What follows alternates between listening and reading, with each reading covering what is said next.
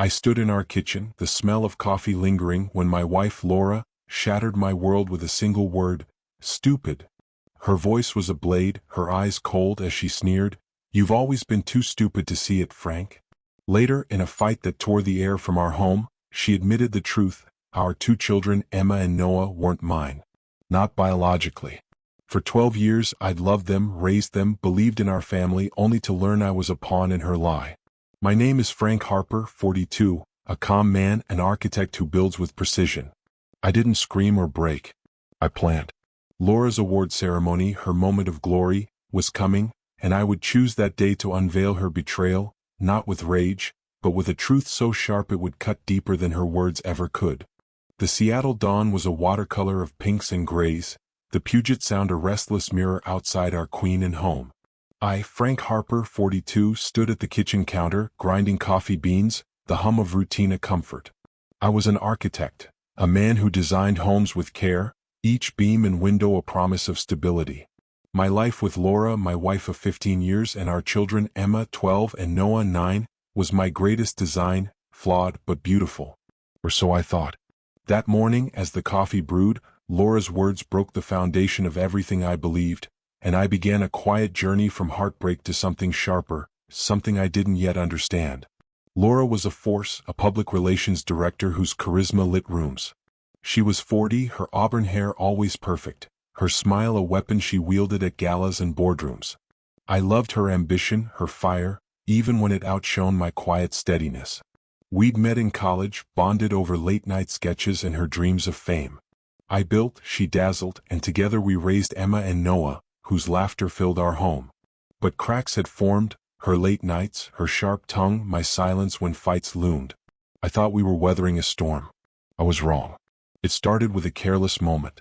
I was fixing Noah's bike in the garage, my hands greasy, when Laura stormed in, her phone clutched like a grenade.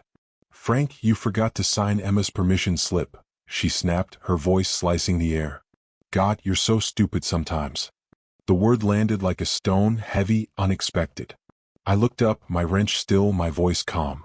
"Stupid," I said, my brow raised. "That's a new one, Laura." She froze, her eyes flickering with something: guilt? Anger? "You heard me," she said, softer now but defiant. "You never see what's right in front of you." She turned, her heels clicking, leaving me in the dim garage, the word echoing. I wasn't angry, not yet. I was curious, a puzzle forming in my mind, the kind I solved with blueprints and patience. That night, the puzzle grew darker. The kids were asleep, the house quiet except for the hum of the dishwasher. Laura sat on the couch, a glass of wine in hand, her face tight. I poured myself a scotch, sat across from her, and said, "What did you mean, Laura? About me not seeing?" She laughed, a brittle sound, her eyes avoiding mine. "Forget it, Frank. Just drop it." "I don't drop things," I said, my voice even, my architect's precision in every word. "You call me stupid. You said I don't see. What don't I see?" Her face hardened, her lips a thin line. "You want to know?" she said, her voice rising. "Fine. You're blind, Frank. You've always been. Emma and Noah, they're not yours. Not biologically. They're. Now you see." The room spun, the air sucked out, my scotch burning in my throat. I stared at her, my mind racing, calculating, refusing to break. "What are you saying?" I asked, my voice low, steady, though my heart was a drum. She stood, her hands shaking, her voice a mix of defiance and shame. "I had an affair, okay? Years ago with David, my old boss. Emma and Noah are his. I didn't tell you because you were so good, so safe. You believed in us and I needed that." I set my glass down, the clink loud in the silence. 12 years, I said, my voice a whisper. "You let me raise them, love them, and you never said a word?" Her eyes glistened, but her jaw was set. "I did what I had to. You were happy, Frank. We were a family."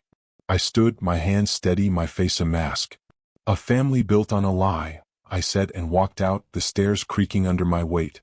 In our bedroom, I sat on the edge of the bed, the weight of her words crushing. Emma's drawings, Noah's soccer medals, my kids, my heart. Not mine. The betrayal wasn't just Laura's affair. It was the life she'd let me believe, the love I'd poured into a mirage. I didn't scream, didn't break. I thought, planned like I did with a flawed blueprint. Laura's award ceremony was in 6 weeks, a gala where she'd be honored as Seattle's PR Visionary of the Year. It was her pinnacle, her stage, where she'd bask in applause. I saw it clearly. I'd reveal her truth there, not with an outburst, but with something precise, devastating, a design of my own making. I didn't know how yet, but the seed was planted and I was patient. The next morning I made breakfast, pancakes for Emma, eggs for Noah, my hands moving as if nothing had changed. Laura watched, her eyes wary, waiting for my explosion. I gave her none. "School today," I said, kissing Noah's head, ruffling Emma's hair. "Love you guys." They smiled, oblivious, and I held that moment, their trust a lifeline. At my office, a quiet space filled with sketches and models, I worked on a community center project, my mind split between beams and betrayal. My partner, Rachel, noticed my silence. "You okay, Frank?" she asked, her eyes kind. "Just tired," I lied, my smile tight. I couldn't share this, not yet.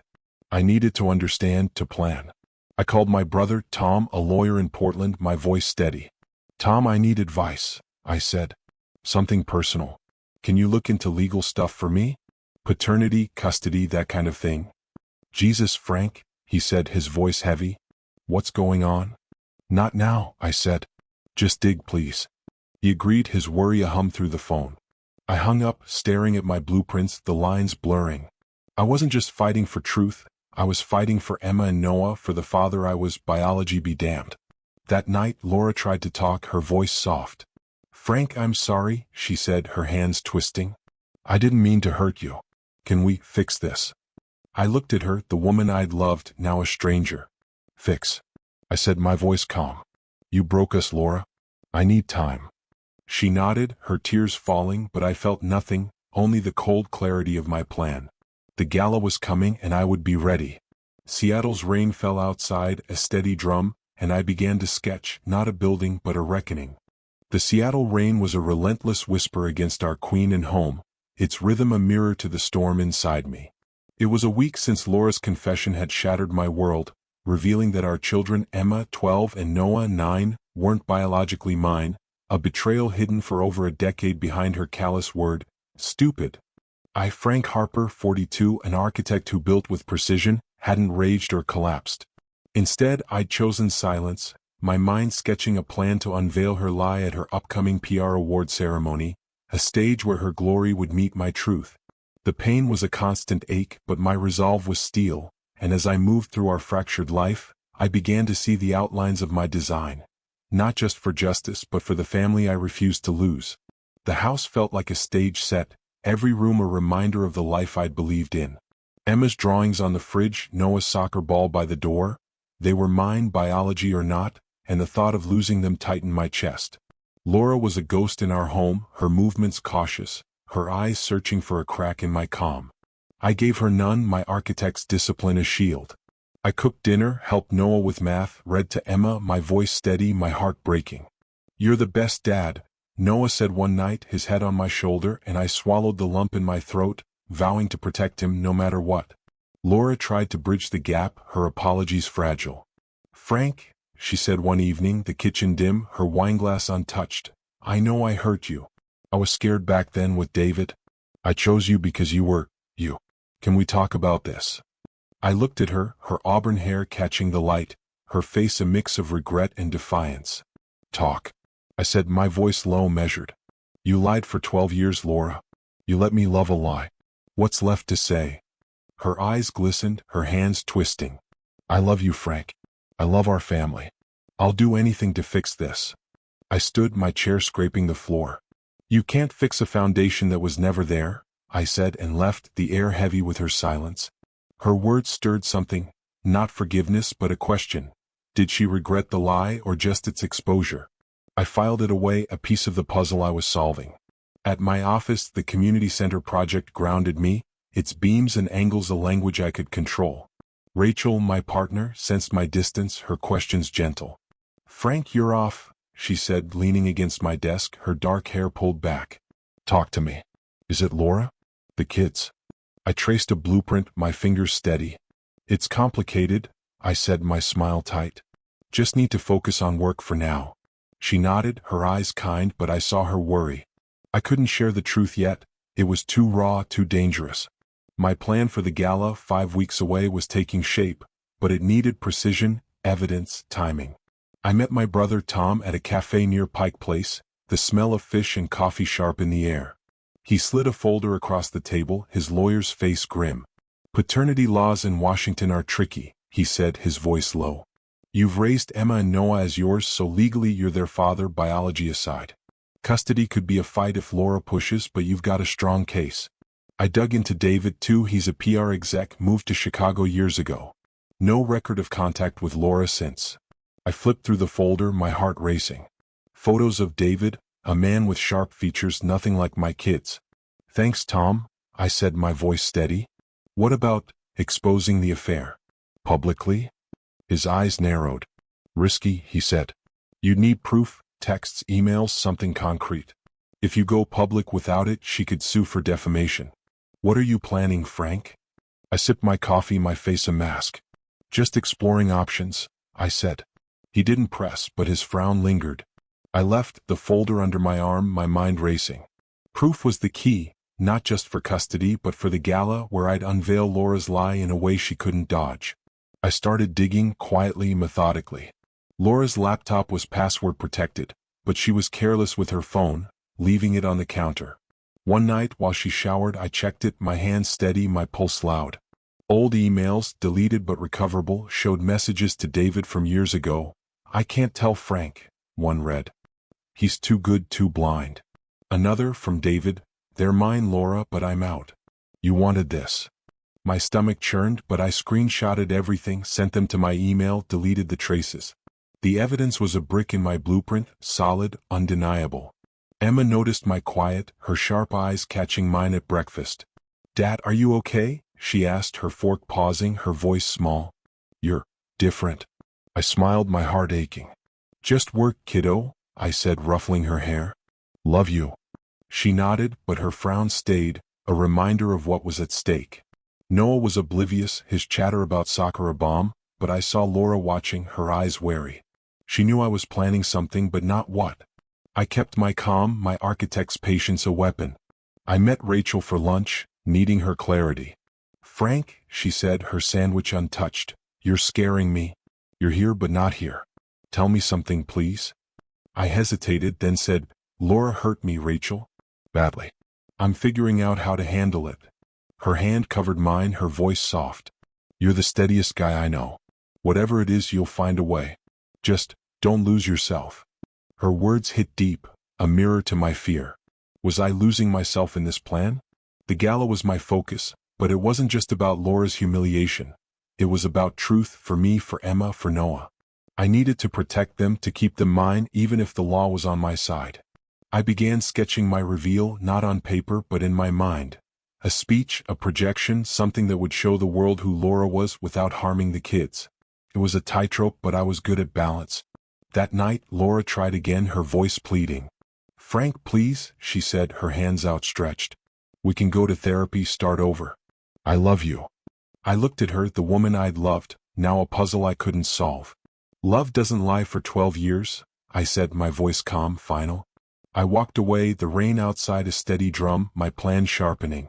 The gala was 4 weeks away and I was building something unbreakable, a truth that would stand tall like the homes I designed. Seattle slept, but I was awake, my heart heavy, my resolve a fire that wouldn't fade. The Seattle fog draped Queen and like a shroud, the streetlights casting halos as I stood on our porch, the weight of Laura's betrayal a constant pulse in my chest. 2 weeks had passed since she'd called me stupid, and confessed that our children, Emma, 12, and Noah, 9, weren't biologically mine, a lie woven into 12 years of our marriage.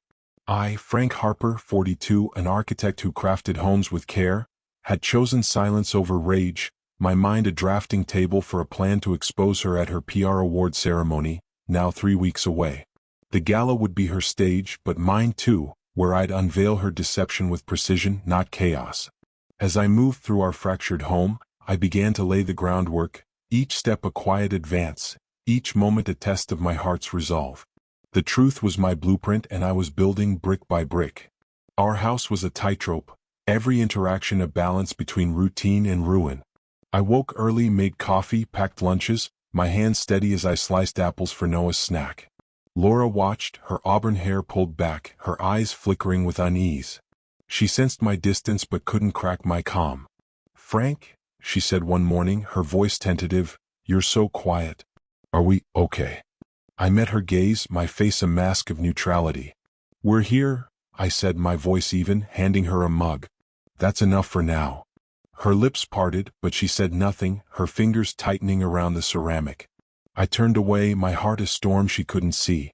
Every word, every glance was a calculation. Keep her off guard, let her think I was healing while I sharpened my tools. My plan was taking form, a structure as deliberate as any building I'd designed. The gala, hosted by the Seattle PR Society, would draw hundreds, media, clients, Laura's peers. Her award as Visionary of the Year was her crown, and I'd use that spotlight to project her lie. I'd found emails on her phone, proof of her affair with David, her old boss, and her admission that Emma and Noah were his. But I needed more, a way to present it without harming the kids, without losing them. I met my brother, Tom, again, this time at his hotel when he visited Seattle, the Space Needle looming through the window. "Frank," he said, his lawyer's eyes sharp, "I've got more. David's in Chicago, no contact with Laura since 2012, but I found a paternity test she ordered back then. It confirms he's the father. She kept it hidden in a safe deposit box. I can get it, but it'll cost." "Do it," I said, my voice steady though my stomach churned. "And check her current emails, socials, anything. I need to know if she's planning to spin this." Tom leaned forward, his voice low. "You're scaring me, man. This gala thing, what's the play? You can't just splash her affair on a screen. The kids, Frank. Think about Emma and Noah. They're why I'm doing this," I said, my jaw tight. "I'm their dad, Tom, biology or not. I need to protect them, and that means showing the world who Laura is before she twists it." He sighed, handing me a USB drive. Old texts recovered from her cloud. "Careful, okay. This could blow up." I nodded, pocketing the drive, my mind already mapping the next step. The texts were raw, Laura's desperation clear. "David, you can't claim them. Frank's their father now." A small win, but it fueled my resolve. At work, my community center project was a refuge, its clean lines a contrast to my chaos. Rachel, my partner, grew bolder in her concern. "Frank," she said, leaning against my drafting table, "you're like a ghost. I know you're hurting. Let me help." I traced a beam, my fingers steady. "You're helping by being here," I said, my smile faint. "Just keep the project on track, okay?" She frowned but nodded, her hand brushing my arm, a warmth I didn't deserve. I buried myself in work, but my nights were for the plan. I contacted a tech friend, Alex, who owed me a favor from a past project. Over beers at a Belltown bar, the neon lights flickering, I laid out a vague request. "Alex," I said, my voice casual, "can you hack a gala's AV system?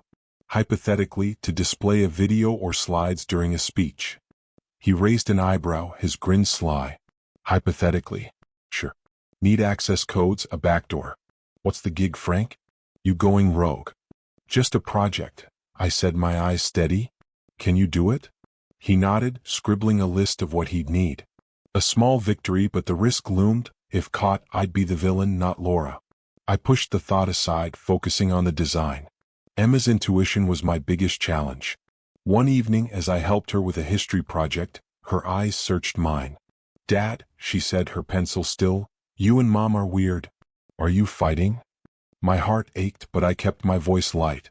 "Grown-up stuff, kiddo," I said, tucking her hair behind her ear. "We're okay. Love you." She hugged me, her trust a knife and a shield. Noah was easier, his world soccer and comics, but I saw Laura's shadow in his smile, and it hurt. I doubled my efforts, ensuring they felt loved, safe, while I built my case. Laura's behavior shifted, her apologies replaced by defiance. "You're punishing me, Frank," she said one night, her voice sharp, the kids asleep. "This silence, this coldness, it's cruel." I looked at her, my architect's calm intact. "Cruel?" I said, my voice low. "You lied about our children, Laura. You don't get to call me cruel."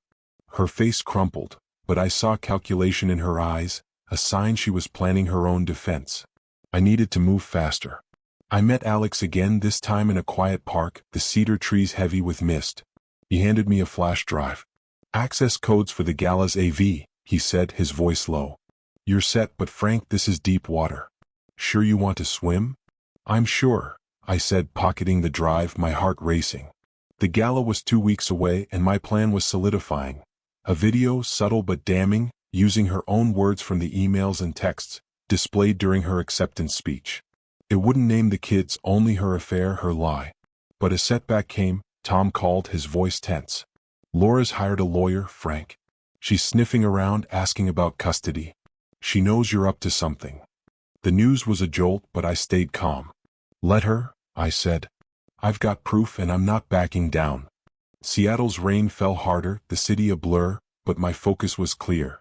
The gala was my horizon and I was building toward it, my love for Emma and Noah the foundation, my pain the fuel. Laura thought she'd broken me, but she'd only sharpened my edges, and I was ready to carve the truth. Seattle's winter rain was a ceaseless drumbeat, the city cloaked in mist as I stood in my office, staring at a blueprint that wasn't for a building but for a reckoning. 3 weeks had passed since Laura's confession tore my world apart, revealing that Emma, 12, and Noah, 9, weren't my biological children, a lie hidden behind her cruel taunt of stupid. I, Frank Harper, 42, an architect of precision, had crafted a plan to expose her betrayal at her PR award ceremony, now just 1 week away. The gala would be her triumph, but I'd turn it into a mirror, reflecting her deception with a video of her own damning words. As the day neared, tension coiled tighter, doubts gnawed at my resolve, and complications threatened to unravel my design. Yet my love for my children and my need for truth drove me forward, a man balancing on the edge of justice and ruin. Our queen in home was a pressure cooker, every moment a test of my calm. I moved through routines, breakfast, school runs, bedtime stories, with a steadiness that masked the storm within. Emma and Noah were my anchors, their laughter a reminder of why I fought. But Emma's intuition was sharper now, her eyes catching mine over dinner. Dad, she said, her fork hovering, you're sad. Is it, Mom? I forced a smile, my heart twisting. Just work, kiddo, I said, squeezing her hand. You focus on that science project, okay? She nodded, unconvinced, her trust a fragile thread I couldn't break. Noah was oblivious, his chatter about a new comic book a fleeting bomb, but Laura's presence was a shadow. She'd stopped apologizing, her demeanor shifting to suspicion, her eyes tracking my every move. Frank, she said one night, her voice low, the kids asleep, what are you doing? This silence, it's not you. I met her gaze, my architect's calm fortress. I'm processing, Laura, I said, my voice even. You dropped a bomb. Give me time. Her lips tightened, but she backed off, unaware of the fuse I'd lit. Her lawyer's inquiries, flagged by Tom, were a complication. She was probing my finances, my plans, preparing for a custody fight. I had to stay ahead, my evidence airtight. My office was my sanctuary, the community center project a distraction from the chaos. Rachel, my partner, was relentless in her concern, her dark eyes piercing. Frank, she said, leaning against my desk, you're a wall. I'm your friend, not just your partner. What's breaking you? I hesitated, the weight of her kindness heavy. Laura lied to me, I said, my voice low, the truth spilling before I could stop it. Big lie. I'm handling it, but it's hard. Her hand touched my arm, her voice soft. You don't have to handle it alone. I'm here. I nodded, my throat tight, her support a crack in my armor. I couldn't tell her about the gala, not yet, but her belief in me was a spark, reminding me who I was beyond the pain. The plan was nearly complete, a structure as precise as any I'd built. Alex, my tech friend, had secured the gala's AV system, the flash drive with access codes await in my pocket. I'd crafted a video short, devastating, using Laura's emails and texts. I can't tell Frank. He's too good, too blind. The words would flash on screen during her speech, no mention of the kids, just her affair, her lie, enough to shatter her crown without wounding Emma or Noah. But doubts crept in late at night, the rain a chorus of questions. What if the video backfired? What if I lost the kids in the fallout? I thought of my father, a quiet man who'd taught me patience, his voice in my memory, build true, Frank. Was this true or was it vengeance? A setback came midweek, a jolt that tested my nerve. Tom called, his voice urgent. Frank, Laura's lawyer got wind of your inquiries about David. She's digging into your finances, claiming you're hiding assets. She's also got a private investigator tailing you. My stomach dropped, my office suddenly small. A pie. I said, my voice steady despite the panic. What's she after? She's building a case, Tom said. If you go public with this, she'll paint you as unstable, vindictive. You need to be clean, Frank. No mistakes. I hung up, my hands shaking, the city's pulse outside a distant hum. A PI meant I had to be flawless, no more late-night meetings with Alex, no slip-ups. I doubled down, encrypting my files, using a burner phone for Alex, my architect's precision now a survival skill. I met Alex in a crowded Fremont cafe, the smell of espresso grounding me. We're set, he said, sliding me a revised plan. The video will loop automatically 5 seconds during her speech. But Frank, if they trace this to me, I'm screwed. They won't, I said, my voice firm. I've got you covered. He nodded, but his unease was a mirror to my own. The risk was growing, the stakes higher than I'd imagined. Emma's science fair was a bright spot, a moment that nearly broke my resolve. She presented a model of a solar-powered house, her eyes shining as I clapped from the crowd. Dad, I got second place, she said, hugging me, her trophy gleaming. I held her tight, Noah cheering beside us, and for a moment the plan felt wrong, a shadow over their light. But Laura's presence, her forced smile as she joined us, reignited my fire. She didn't deserve their love, not after her lie. That night I found a new piece of evidence, a small win that sharpened my edge. Laura's laptop, left open, had an email draft to her lawyer. If Frank tries anything, I'll say he knew about David and agreed to raise them. My blood boiled, but I copied it, another brick in my structure. She was building her own lie, and I'd use it against her. Rachel invited me for coffee, her insistence breaking through. Frank, she said, her eyes searching, you're planning something big, aren't you?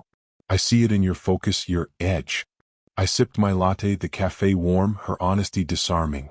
I'm fixing something broken, I said, my voice low. It's not pretty, but it's necessary. She nodded, her hand on mine. Just make sure it doesn't break you. Her words lingered, a warning I couldn't ignore. The gala was 7 days away and I was ready, the video, the codes, the evidence all in place. But Laura's PI and her lawyer were shadows, and my doubts were a tide pulling at my resolve. Seattle's rain fell, the city a canvas of light and dark, and I stood at its edge, my love for Emma and Noah my North Star, my plan of fire I couldn't quench. Seattle's skyline glittered under a rare clear December sky, the gala venue, a sleek downtown ballroom, aglow with chandeliers and ambition. 4 weeks had passed since Laura's confession shattered my world, revealing that our children, Emma, 12, and Noah, 9, weren't biologically mine, a betrayal masked by her cruel word, stupid. I, Frank Harper, 42, an architect who built with precision, had crafted a plan to expose her lie at her PR award ceremony, tonight, where she'd be crowned Visionary of the Year. My video, laced with her own damning words, was ready to pierce her triumph, a truth as sharp as my pain. Yet doubts and love for my children tempered my resolve, and as I stepped into the gala, I balanced on a knife's edge, seeking justice not through destruction, but through a poetic unveiling that would set me free. This was my blueprint's completion, a structure of truth that would stand forever. The ballroom buzzed with Seattle's elite, champagne flutes clinking, Laura's name on every lip. I wore a tailored suit, my face a mask of calm, the flash drive with the video a weight in my pocket. Emma and Noah were at home with a sitter, their faces, her science fair trophy, his soccer ball, my anchor. Laura hadn't seen me enter. She was center stage, her auburn hair gleaming, her gown a cascade of emerald, her smile dazzling. I stood near the back, my heart a drum, my architect's precision steadying my nerves. Alex, my tech ally, had rigged the AV system, the video set to play during her acceptance speech, a 5-second loop of her emails. I can't tell Frank. He's too good, too blind. No mention of the kids, just her affair, her lie, enough to crack her crown. The gala unfolded, speeches and applause a blur. My brother Tom in Portland had texted, "Got the paternity test. You're clear for custody. Be careful." Rachel, my work partner, was there, her eyes finding mine across the room, her nod a silent strength. Laura's lawyer and PI had been a shadow, but I'd been flawless, my tracks covered. Yet doubts gnawed. Would this hurt Emma and Noah? Was I building truth or burning bridges? My father's voice echoed, "Build true, Frank." I held it close, my love for my kids the foundation of every choice. Laura took the stage, the crowd erupting, her voice honeyed as she thanked her team, her city, her family. My stomach churned, but I stayed still, my hand on the remote trigger Alex had given me. The screen behind her flashed her achievements, her smile radiant. Then as she said, "This award is for trust," I pressed the button. The screen flickered, her emails appeared, her voice, recorded from a voicemail I'd found, echoing, "Frank's too blind. David's the father."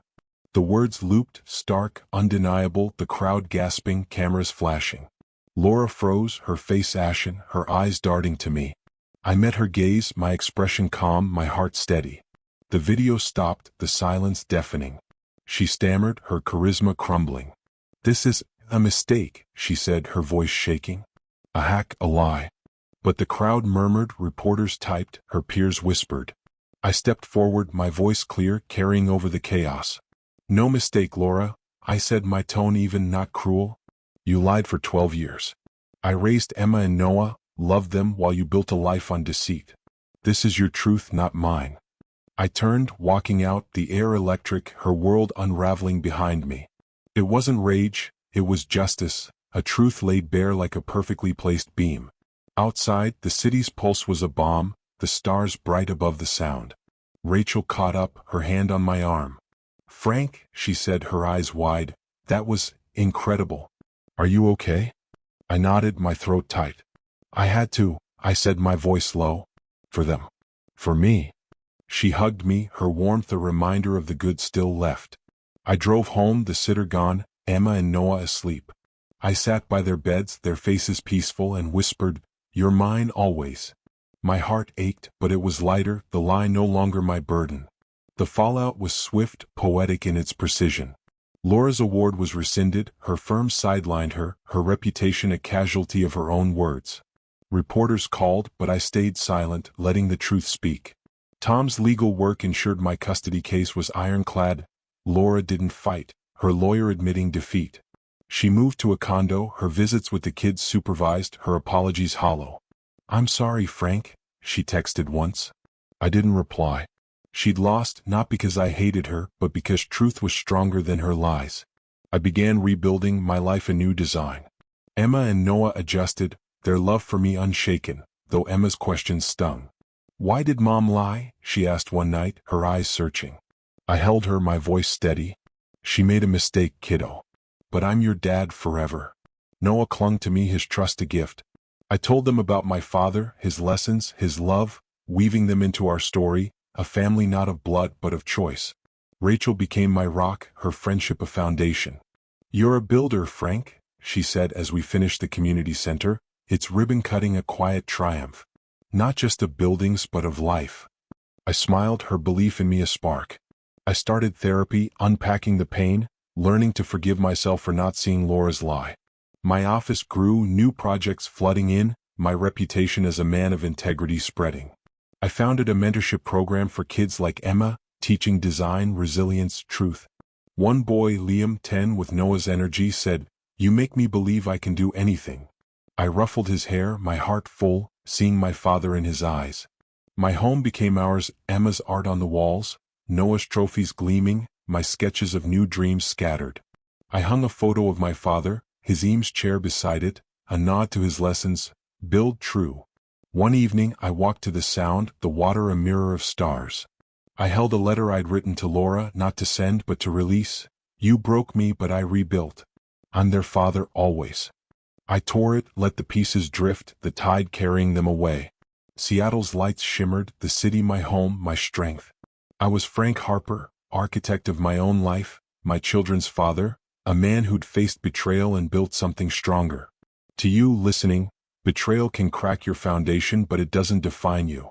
Build true with love, with truth, and you'll stand taller than the lies. I did, and I'm here, still building, still loving, still Frank. The gala was my end, but also my beginning, a design complete, a life reborn.